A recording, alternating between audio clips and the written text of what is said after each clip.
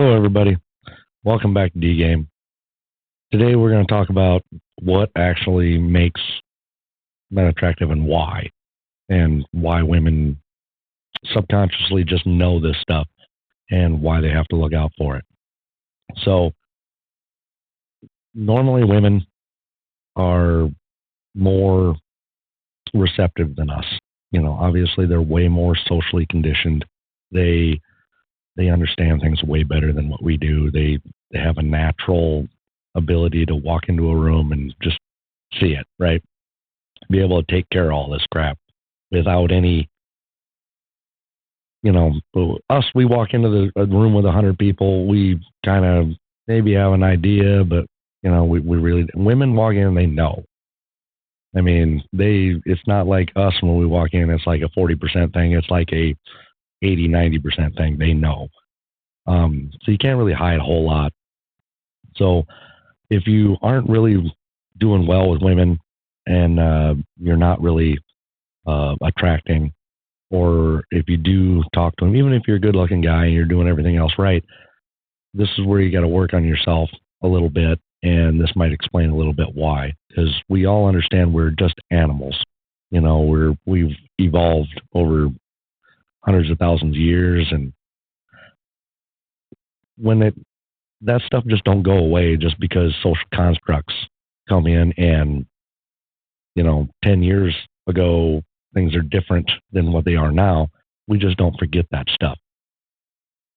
In our minds we might, but subconsciously we're programmed to be a certain way. And same with women, they're programmed to be a certain way. Why are they very picky about who they are with, and why are they very picky and standoffish and maybe a little timid and scared or whatever? And there's nothing wrong. Women, that's just the way women are. There's nothing wrong with any of that. It's not a judgment. The reason why is thousands of years ago, women are physically weaker, so they had to watch out. They had to be very cautious and very aware of what's going on to survive. And that today it's a little different because we have society that's different, but that doesn't mean the programming for a millennia is gone, right?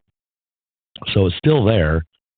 They just now have to apply it to the new society, the way society is. Same with us as men. We have to apply our programming to the new society and the way things go. So if you take that, for instance, if you think of it as being, back in Neanderthal cavemen, women, all that stuff, right? So if you have a group where there's 10 men, 10 women back then, the women, their natural instinct is to go for the strongest, the best, the most, the one with the most ability to do certain things that show survival, survival traits. Men, even back then, there was a hierarchy. We all knew. I mean, even today, we know when we go along, we know there's a hierarchy of, down the line. So they would naturally all try to go for number one, the alpha, the strongest, the most fit, the one that's the best hunter, can provide the best, and give them the best leadership. And it was a natural instinct to do that for a survival of the species. So if they mated with the best and the most with the most abilities, for one, when they are pregnant, or have a child, you are going to be able to provide everything they're going to need, because they are very limited at that point, even more so than just being physically weaker than us. They have a lot of added responsibilities, and they danger, things like that. They need more resources, more food, everything. So they naturally go with that because that is the person, or that they need, to survive and further our species. Uh, Now, once that person is taken, obviously they kind of go on down the line. Uh, but even back then, some guys missed out because the alpha, or number one, two, and three of the 10 would take multiple women, and yeah, so you had to prove yourself. Back then, it was more physically, uh, just out of a survival trait. So today it's completely different. Society has changed. So there is everybody thinks it's different because there's no more, we have to fight for our lives, kind of thing. And women don't have to be scared of everything. And women don't, they can walk freely and they don't need a man and all this stuff. But it isn't like that. We still have that programming. It don't go away. So just understand it, take it for a second and think about it, that there's a lot of things that go into mate selection. Us as men, we obviously wanted a very attractive, very capable woman that, was healthy, fertile, and back then, that's what we really, that's to further the species. It's a very simple construct, but today's everybody skews it in a million different directions, right? But when you really break it down to the very bottom basic of everything, it's the exact same thing. We are looking for a young, beautiful woman that can give us children, right? Obviously, there's other things, but I'm talking about the very, very basics where we can understand and get the mindset around what exactly that men are doing wrong, right? And why women are not attracted to certain men. Now, obviously, if guy's 600 pounds, obviously going to be less attractive to most women. It's the way it is. I mean, that, there's visual things that are very pronounced. Now, looks, that's one thing. Part of it you got to understand that is that men and women are very different. We're not the same. Just because as a man you think looks are number one, and that's a very high percentage of what you look for in attraction. Women do. I'm not saying they don't, but it's lower on the scale. You can do other things to make up for it and let it be better and be more attractive. Us, if you're not attractive physically, it's a major thing for us. Women, it's a little different. Obviously, you can't be, Shrek. You know what I'm saying? There's a limit, but just understand we are very different. We look at things totally opposite of each other generally. So when you talk about women looking for back, Neanderthal stuff, that we were looking for a provider, to protection, the strongest, the most able, the biggest, the largest, whatever. They still look for the same things. They don't look for it outly, but they look for it subconsciously. It's a natural, hardwired attraction traits to them. Now, do we have to run out and kill the saber-toothed tiger? No, we don't have to do that anymore, but we do have to provide. So what that is here in society today is we have to work, make money, right? That's providing. Because then with money, we are now able to provide them with everything they need, which the whole thing is gives them security. And that's a major attraction trigger for a woman is security. So if you can provide and you're, let's say, not a Chad, you're not a 10, 9, 10, but you're a 5, but you do very well financially and you have some social common sense, you can be extremely attractive to women. So it doesn't really matter about age anymore. There's a few things that have changed over the years, but it doesn't really matter about age. I got a little story I'll tell you about that happened recently and kind of explain to you, about that. But there is a lot of things that you can do to be extremely attracted to women. Once, like I said before, one of the major things is confidence.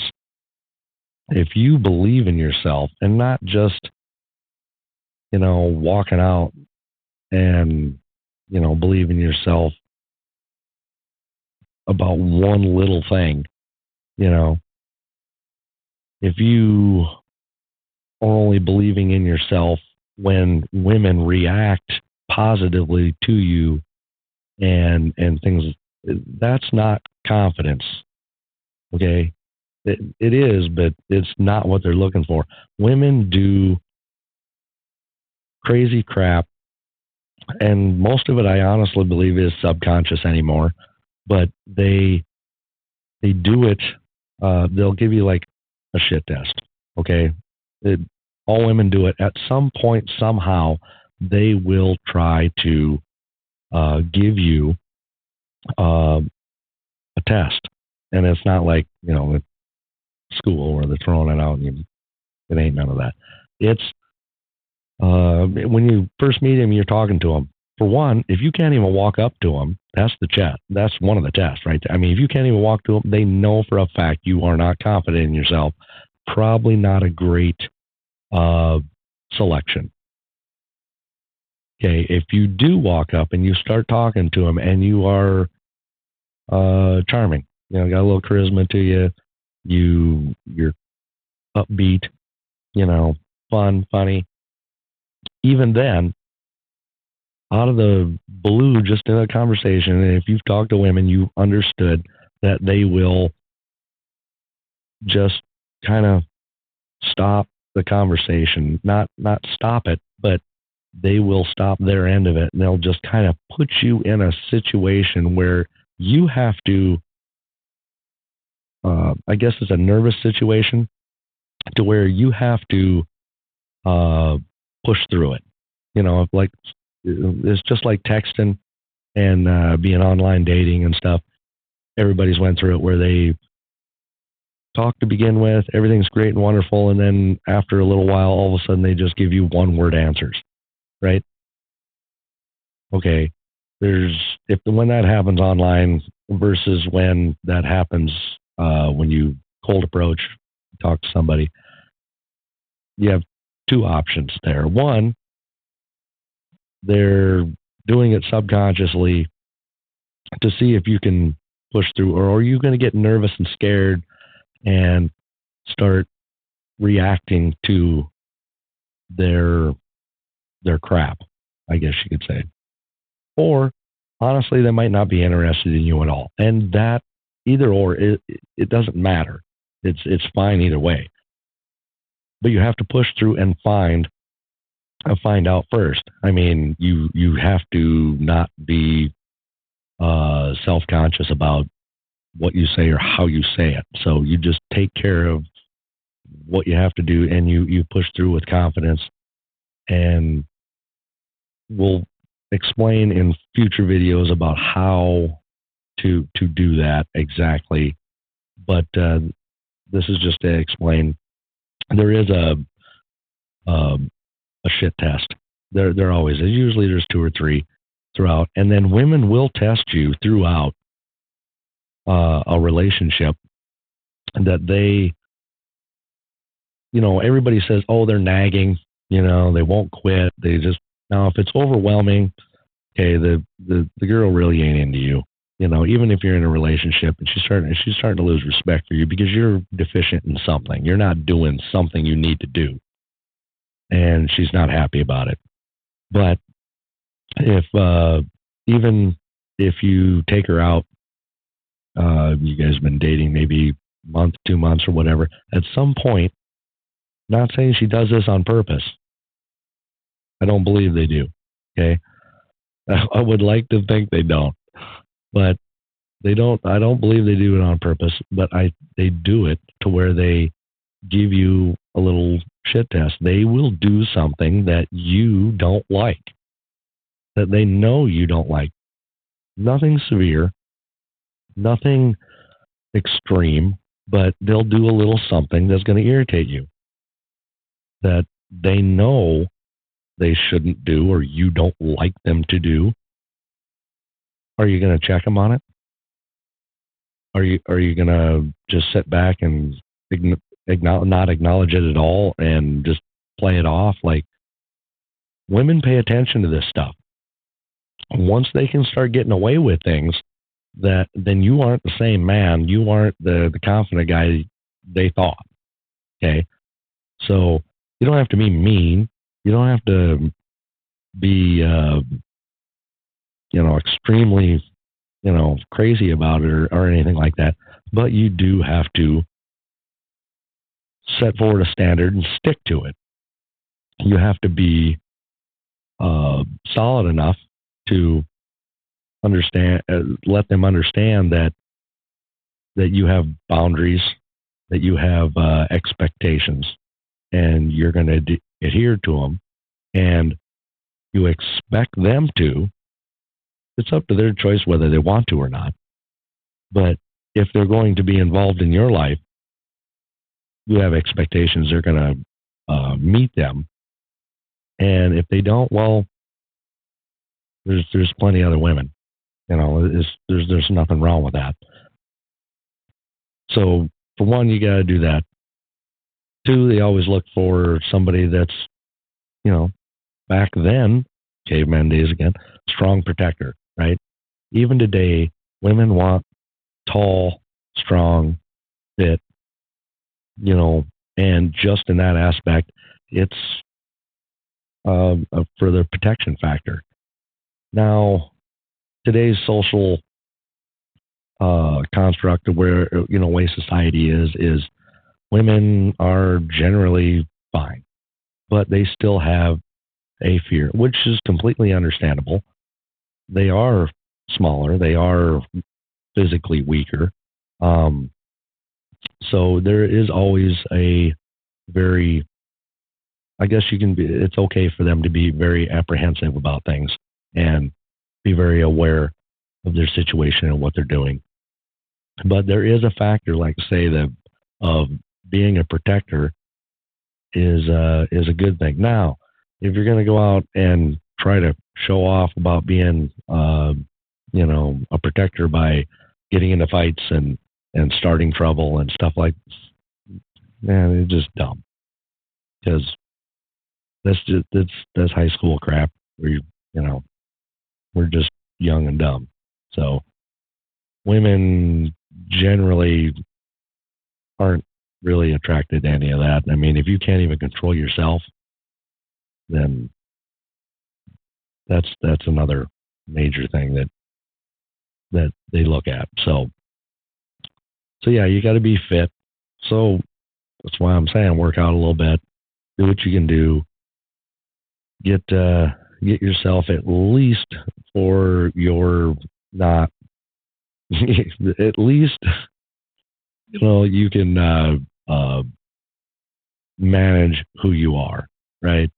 Because really, nobody wants to be tubby. So you have to be. We all let ourselves go at some point. There's always so much going on with life and work and different things that we're always trying to do that some things go to the wayside. But honestly, being physically fit, taking care of yourself is attractive to women because they do it they do it a lot because, well, that's one of their major attraction triggers to us. So they kind of see it as the same. At least if you're not like a 10, at least a 5 can take care of himself really well and at least be the best he possibly can be. Okay? Because when it comes down to it, women want the best they possibly can find in a man. So when it comes to being a provider, obviously nowadays we ain't gonna attack a woolly mammoth and do what we gotta do, any of that crap. But it's money. So you go out and you be a provider where you can take care of all the bills. You can support them. They don't have to worry that things that they want or need are kind of taken care of. Because women, they want to move in, and which is actually a wonderful thing when they do. Women make a house a home because how many times that we don't need much as guys. We'll live as long as we have a PlayStation, Xbox, whatever, a mattress on the floor, a refrigerator, and a TV. We're good. We don't need a whole lot. But women come in and they decorate, they change, they get us to get things that are nice to have that we generally won't do ourselves because we don't have an extreme need. But they do make a house a home. They are very very naturally good at that, or I guess it's called nesting, whatever it is. And to me, it's kind of attractive that women can do that stuff. That's a part where women, at least for myself, women excel at that way more than they're better than that than I am. So I do find that actually kind of cool, and I like to sit back and watch it sometimes. At least look at it over a month's time, look back and say, that was pretty cool. They've done all this, and that's nice. Even though I got to pay for the damn thing. So understand that they want all that. If they can't do that, that's something natural in them that is also very nice because it makes their life a lot easier and a lot more comfortable. That it's kind of a turnoff somewhat because they are not allowed to be and do what naturally comes, I guess, to them. So you guys that's why you gotta have your money on point and be able to do things. You don't have to be ridiculous about it and have a modest home and spend $200,000 decorating it and getting things ready. Just within, women are never really reasonable, but there is an understanding, and they'll be reasonable about some things as long as you can communicate and be decent about it. So if you're reliable about things, doesn't mean that you have to run and take care of everything that they need at every damn time. You don't have to be the guy that solves every damn problem they got. Okay. But be reliable as in, when they're talking to you, you're there. You come home, this is what you do. You're kind of a steady routine to a certain point. That actually puts women it puts them in a calm mindset because they they have a routine, and everything is kind of uh, calms down because they can count on certain things. And when they do need something, you're there, you take care of it. I'm not saying you have to buy or give them things or anything like that when you're dating. Don't do that crap. But at least you're there to talk to them and guide them, give them a different perspective. Or maybe it's something simple that you can just take care of, right? So the being reliable is a huge deal for them, because then they know they can count on it. Being, like, say, stoic for the most part. Don't be crying to your girl. Don't be worried and scared, upset about work or what this guy said or how your friends treat you, or, well, that's your own problem. They don't really give a crap about your problems, right? They do. They say they do, and they probably do, but when it comes to attraction, they don't give a rat's ass. Take care of your own stuff, and don't whine and cry. Don't be a bitch. Okay. So most of the time, just take care of your stuff. Be very logical. Be very solid. Do not. Women say this all the time, and it's an absolute lie, that they want you to be emotional. You want you to show your emotion. They want you to show, your feelings. And don't, because it's a damn turnoff. And 90% of the times you do it, you're going to lose out. They're going to slowly lose attraction to you and lose respect, and then they're gone. Okay, so don't do that. Then, if you understand that men and women are extremely different, that they like certain things, right?